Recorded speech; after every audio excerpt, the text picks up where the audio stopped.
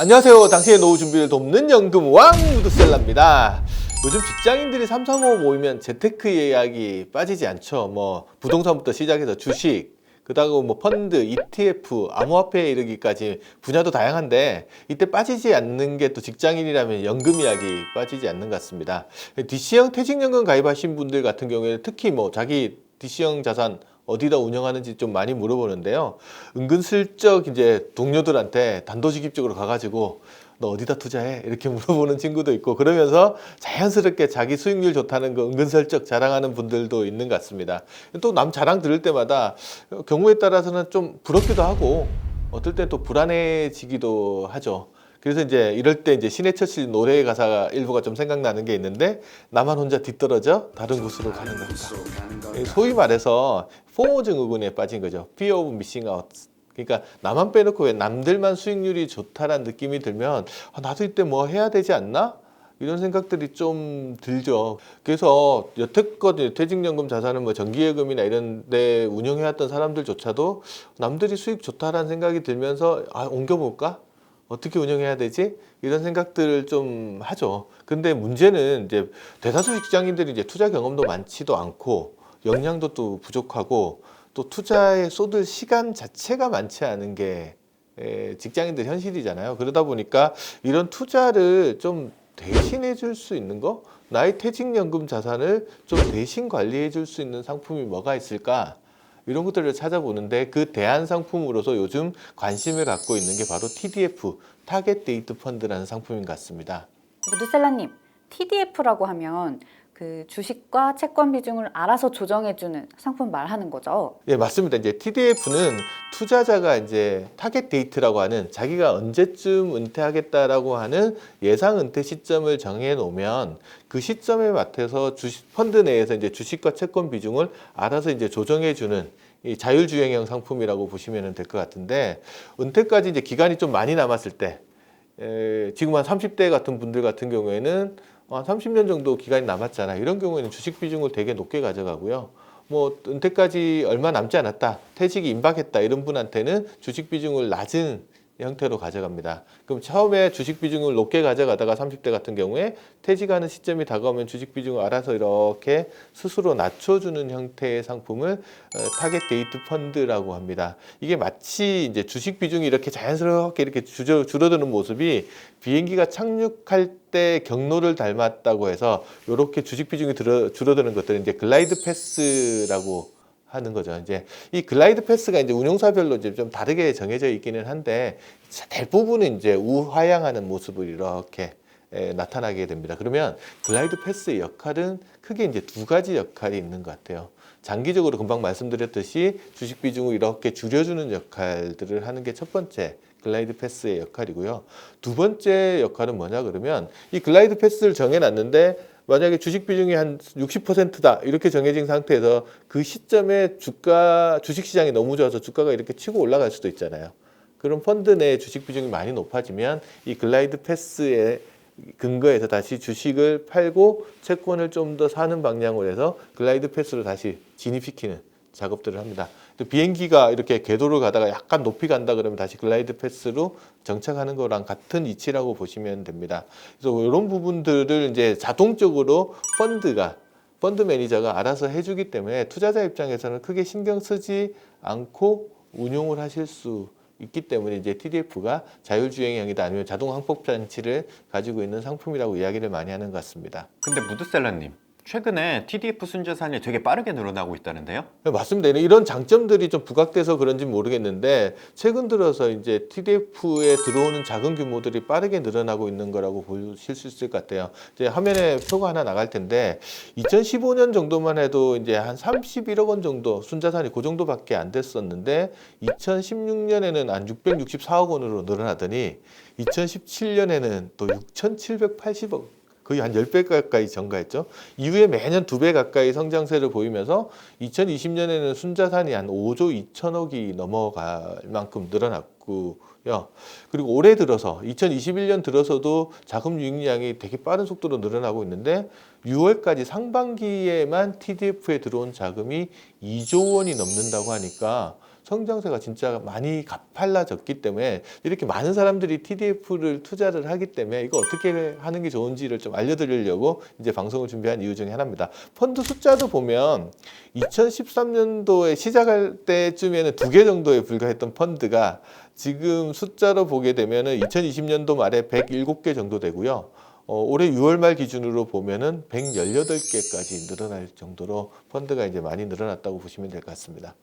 순자산이 늘어났다는 말은 가입자가 늘어났다는 말인데 그러면 가입자마다 TDF에 투자하는 방법도 되게 다양하겠네요. 좋은 질문 하셨습니다.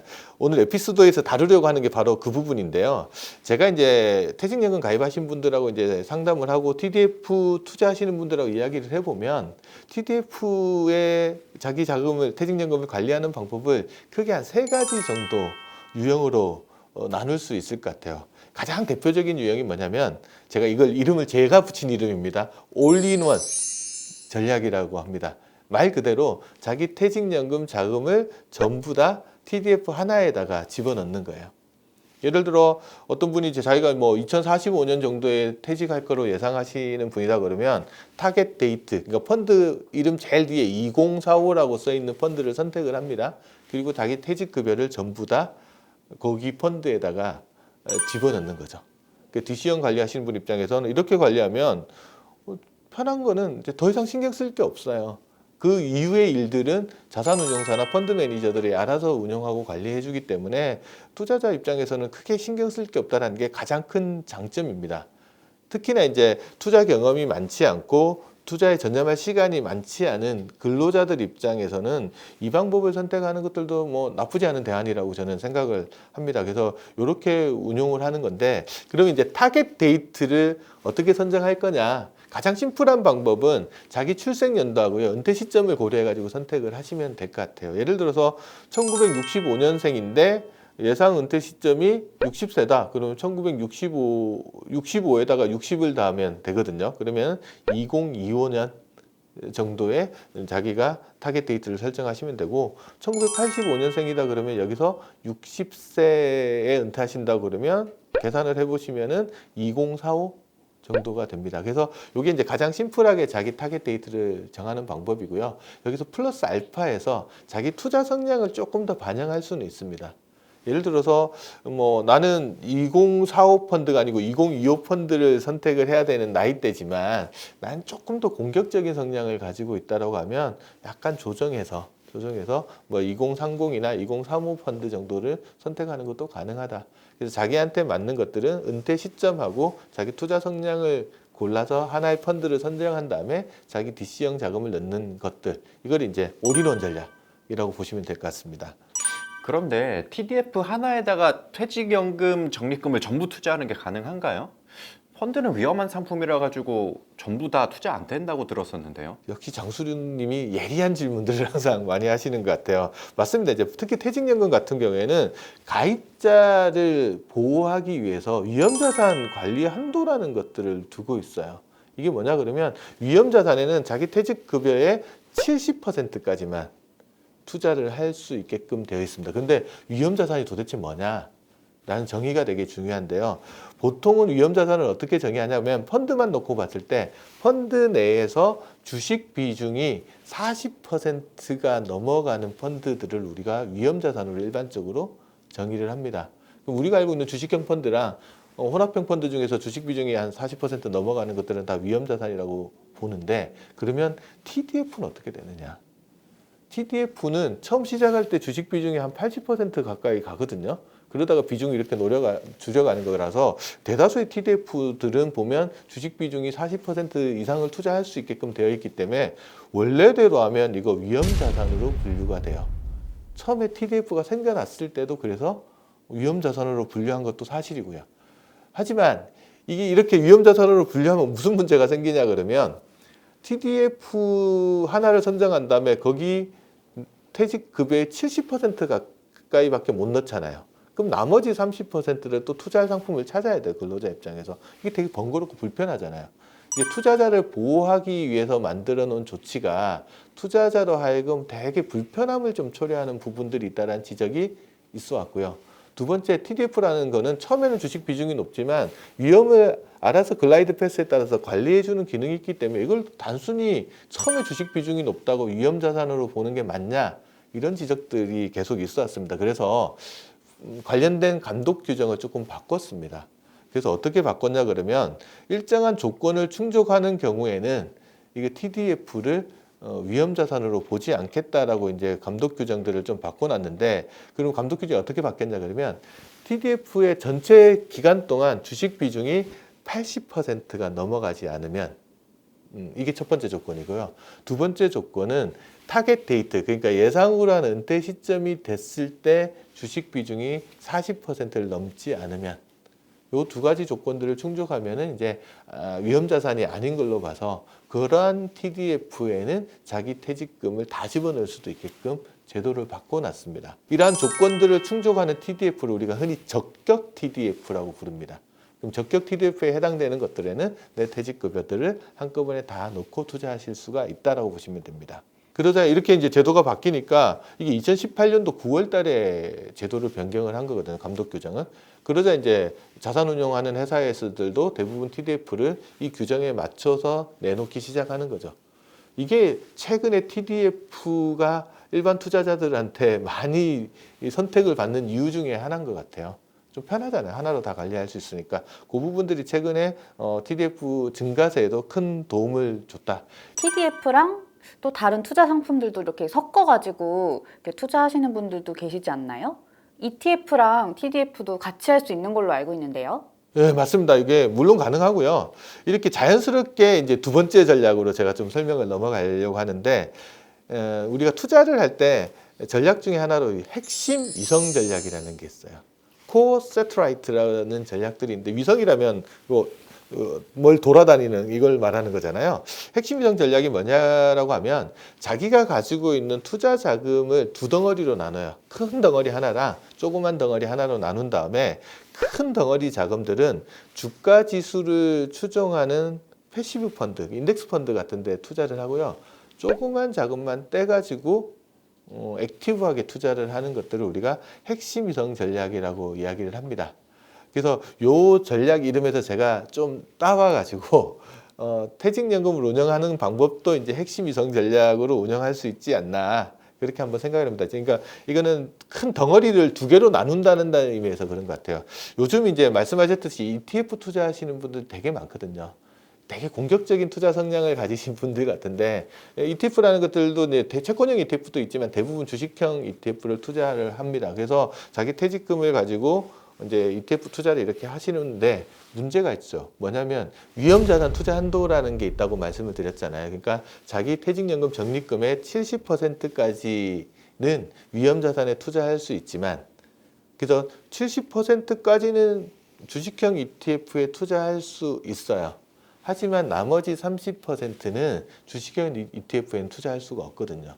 물론 그 나머지 30% 자금을 채권형 ETF에 투자를 하면 ETF만 가지고도 이제 퇴직급여를 운영하는 게 충분히 가능은 합니다. 그런데 뭐 최근에 금리가 되게 낮은 상황이고요. 이자로 받을 것도 그렇게 많지 않고, 또 금리 상승할 경우에 채권형 ETF 가격 부분들에 대한 또 어려움도 있을 것 같아서 채권형 ETF보다는 좀 더 다른 방법을 찾는 경우도 있어요. 그리고 또 좀 더 공격적으로 주식 비중을 더 높게 투자하려고 하는 아주 공격적인 성향을 가지신 분 같은 경우에는 70% 자금, 핵심에 해당되는 것은 ETF를 운영하시고 나머지 30%에 해당되는 것들을 TDF를 선택해서 운영하시는 거예요. 그리고 TDF 중에서도 타겟 데이트까지 아직 기간이 많이 남아있는 상품을 선택하면 주식 비중을 되게 높게까지 가져갈 수 있잖아요. 이렇게 하면 아주 공격적인 방법으로 퇴직연금을 운영할 수 있는 전략을 수립을 할 수 있습니다. 물론 이게 시장이 상승 추세에 있고 이런 경우 장기적으로 봤을 때는 뭐 성과가 괜찮을 수도 있지만, 단기적으로 이거는 시장이 요동치거나 하락하는 장에서는 좀 큰 충격을 받을 수도 있기 때문에 되게 조심스럽게 사용해야 될 전략이긴 하지만, 이렇게 코어를 ETF에 두고 세트라이트를 TDF로 운영하는 것도 하나의 전략적인 방법 이라고 보시면 될 것 같아요. 이걸 또 뒤집어서 하시는 분도 계세요. 나는 그냥 내 퇴직급여 그냥 TDF에 맡겨놓고 운용을 하고 싶은데, 그래도 내 퇴직연금의 대다수는 TDF로 운용을 하지만 그래도 요즘 뭐 시장 상황에 따라서 좀 재미를 좀 보고 싶은 거예요. 그래서 ETF 중에 일부를 좀 투자하시고 싶으신 분도 있어요. 그래서 예를 들어 자기 퇴직급여 중에 한 70에서 80% 정도는 TDF에 맡겨놓고 한 20% 정도를 꺼내서 그걸 가지고 요즘 유행하는 상품들이나 아니면 자기가 좋아하는 ETF 같은 데 투자하는 전략을 가지고 갑니다.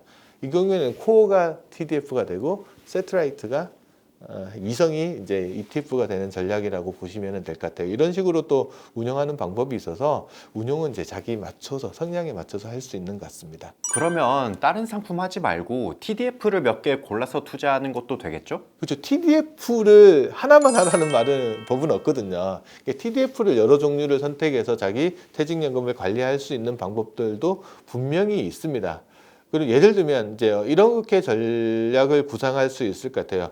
주식 비중이 아주 높은 TDF, 그러니까 뭐 2045나 2050으로 되어 있는 TDF를 고르면 아직 기간이 많이 남았으니까 주식 비중이 거의 7, 80%까지 갈 겁니다. 그런 TDF를 하나 고르고요. 그다음에 주식 비중이 아주 낮은 TDF를 하나 골라요. 보통 2025 TDF 같은 거를 고르면 이제 퇴직할 때까지 한 5년도 안 남았잖아요. 요거는 주식 비중이 되게 낮거든요. 이 두 가지를 선택을 해서 자금을 배분하는 겁니다. 이걸 이제 소위 말해서 저는 이제 바벨 전략이라고 이야기하는데, 바벨이란 게 이 엽기, 이게 손잡이 부분은 되게 가늘고 양쪽 끝에 추가 들어가 있잖아요. 마찬가지로 위험 자산이 아주 높은 거 한쪽, 위험 자산이 아주 낮은 거 한쪽, 이렇게 운영하는 거를 이제 바벨 전략이라고 많이 이야기를 하는데, TDF를 바벨 전략에 응용하면 어떻게 할 수 있냐 그러면 이런 경우가 있을 수 있어요. 어떤 분이 회사에서 퇴직연금 제도를 처음 도입해요. DC형 퇴직연금 제도를.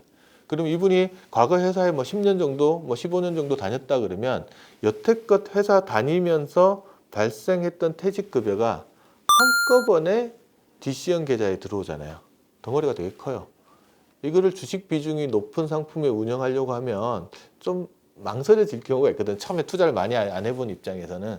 그런 분 입장에서는 이미 발생해 있는 퇴직급여, 과거분에 대해서는 주식 비중이 아주 낮은 상품, TDF를 선정해서 투자를 하시고, 앞으로 이제 회사 일하면 1년 일할 때마다 한 달치 급여 정도가 퇴직급여로 계속 들어올 텐데, 그 부담금에 해당되는 것들은 주식 비중이 좀 높은 TDF에다가 투자를 하시게 되면, 요거는 이제 매년 또는 매달 금액이 들어오면서 자연스럽게 적립식 투자 효과를 보면서 이제 매입 단가가 평준화되고, 그럼 또 투자 수익을 낼 수 있는 성향을 가져갑니다. 이런 식으로 운용하는 방법들도 하나가 있는 것 같아요. 그래서 요것도 하나 있고요.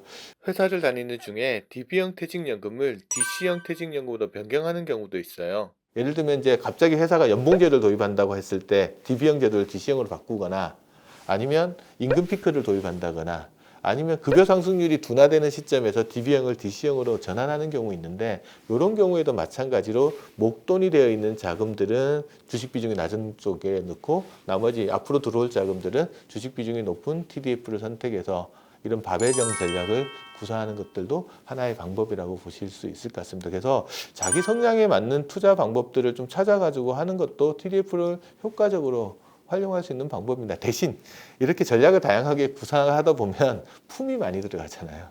품이 많이 들어가니까 그런 것들은 조금 있으니까, 그거는 이제 약간 고급 기술이다 생각을 하시고 활용하시는데 좀 도움을 받았으면 좋겠습니다. 오늘은 이제 TDF를 활용하는 방법을 크게 3가지 정도로 알아봤습니다. 가장 기본적인 건 올인원 전략, 퇴직급여를 전부 하나의 TDF에 넣고 운영하는 방법이 가장 심플하면서도 단순하고 초보 투자자들이 활용하기 가장 좋은 방법이라고 말씀드렸고요. 두 번째 전략으로 코어 세트라이트, 핵심 위성 전략. 요거는 ETF 투자하시는 분이 TDF도 같이 투자하는 경우, 아니면 TDF만 투자하기에는 조금 재미가 없다 하시는 분들이 ETF를 추가로 투자할 때 코어 세트라이트, 핵심 위성을 정해서 투자하는 전략들이 있었고요. 세 번째 전략은 덩어리가 지어진 과거 적립분하고 앞으로 들어올 부담금을 구분을 해가지고 위험 비중이 낮은 거, 위험 비중이 높은 거에 투자하는 바벨형 전략에 대해서 알아봤습니다. 오늘 들으신 내용이 도움이 되셨다면 좋아요 꼭 눌러주시고요. 아직 구독 신청 안 하신 분은 구독 신청 당연히 해주시면 저는 감사하고요. 그 다음에 알림 설정 해주시면 고맙겠습니다. 다음에 또 뵙겠습니다.